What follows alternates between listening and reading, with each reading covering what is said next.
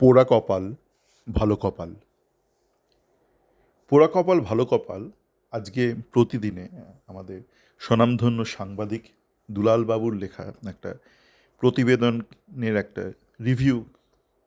তো উনি বলেছেন, আপনার পড়ে নেবেন, প্রতিদিনে উনি বলেছেন যে ইমামি থেকে নাকি অল ইন্ডিয়া ফুটবল ফেডারেশনকে বলা হয়েছে যে আপনারা আইএসএলের যে প্রাথমিক ইনস্টলমেন্ট সেটা প্রাইজ মানির সাথে ওইটাকে অ্যাডজাস্ট করবেন না, কেননা আমরা এই মুহূর্তে ইস্ট বেঙ্গলের সাথে যুক্ত নই, এই ধরনের কথাবার্তা। তো এখন সাংবাদিকদের আমি খুব একটা ওই কাজের মাসির সাথে আলাদা চোখে দেখি না। কাজের মাসিরা যেটা শোনে সেটা এসে বলে দেয়। তারা নিজের তরফ থেকে বাড়তি কিছু ভাবে না, কিছু সংযোজন করে না। ওই শুনলাম বলে দিলাম।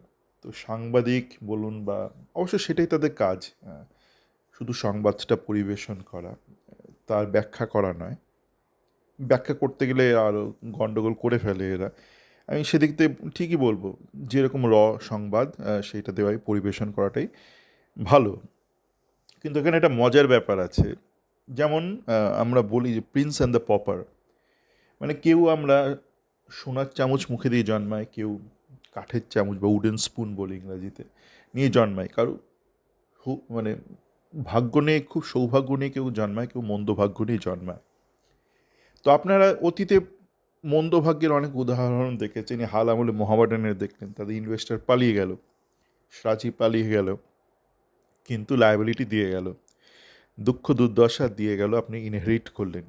তার কারণটাও হচ্ছে এখানে যে সম্পর্কটা অল ইন্ডিয়া ফুটবল ফেডারেশন বা ক্লাবের, সে মোহামেডান হোক বা ইস্ট বেঙ্গল, সেটা একটা কোম্পানি টু কোম্পানি রিলেশনশিপ। মানে অল ইন্ডিয়া ফুটবল ফেডারেশনের সাথে একটা কোম্পানির রিলেশনশিপ, যে কোম্পানিটার হাতে ফুটবল লাইসেন্স রয়েছে ইস্ট বেঙ্গলের বা মোহামেডানের।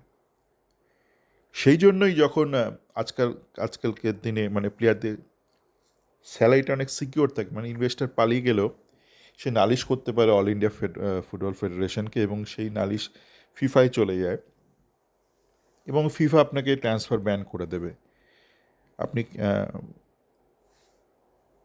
শাস্তি পাবেন যতক্ষণ না আপনি ওই টাকা মেটাচ্ছেন।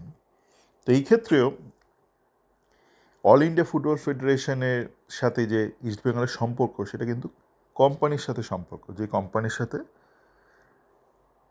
অল ইন্ডিয়া ফুটবল ফেডারেশনের অফিসিয়াল রিলেশনশিপ রয়েছে, যে কোম্পানির সাথে লাইসেন্সটা রয়েছে।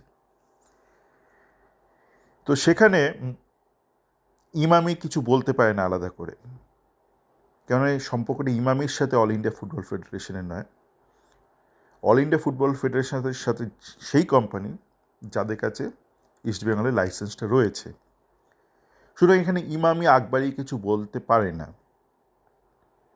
তার সে বলার লিগ্যাল অধিকারটা নেই। সুতরাং আপনি যেমন লায়াবিলিটি ইনহেরিট করেন, পোড়া কপাল ইনহেরিট করেন, এক্ষেত্রে আপনি কিন্তু ভালো কপাল বা সৌভাগ্য ইনহেরিট করতেই পারেন। আছে না, মানে বাপ ঠাকুরদা বড় লোক, আপনি তাই বড় লোক। বাপ ঠাকুরদা গরিব, হত দরিদ্র, আপনি তাই দরিদ্র হয়ে জন্মেছেন, দরিদ্র ঘরে জন্মান। তো তেমন আপনি বড়লোক বাড়িতেও জন্মাতে পারেন। তো এই ক্ষেত্রে কিন্তু অল ইন্ডিয়া ফুটবল ফেডারেশনের কোনো লিগাল দায়বদ্ধতা নেই ইমামির কোনো কথা এন্টারটেইন করার। কেননা সম্পর্কটা ইমামির সাথে নয়, সম্পর্কটা হচ্ছে সেই কোম্পানির সাথে, সেই ইমেল আইডির সাথে যাদের সাথে অল ইন্ডিয়া ফুটবল ফেডারেশনের সম্পর্ক। তো অল ইন্ডিয়া ফুটবল ফেডারেশন চাইলে নিজে থেকে ওয়েভ আপ করে দিতেই পারে, অ্যাডজাস্ট করতেই পারে যে এই কোম্পানিটাকে আমরা এত টাকা দিতে দায়বদ্ধ, প্রাইজ মানি, সেটা আমরা নিজেরা অ্যাডজাস্ট করে দেব। সেটা অল ইন্ডিয়া ফুটবল ফেডারেশন করতেই পারে, সেখানে ইমামির বলা না বলাতে কিছু এসে যায় না। তো দেখা যাক অল ইন্ডিয়া ফুটবল ফেডারেশন ব্যাপারটা কীভাবে হ্যান্ডেল করে। আর এই ফাঁকতাল আমি দেখছি বিক্রি হয়ে যাওয়া ক্লাবের কিছু সমর্থক এটা সেটা অনেক কিছু বলছে।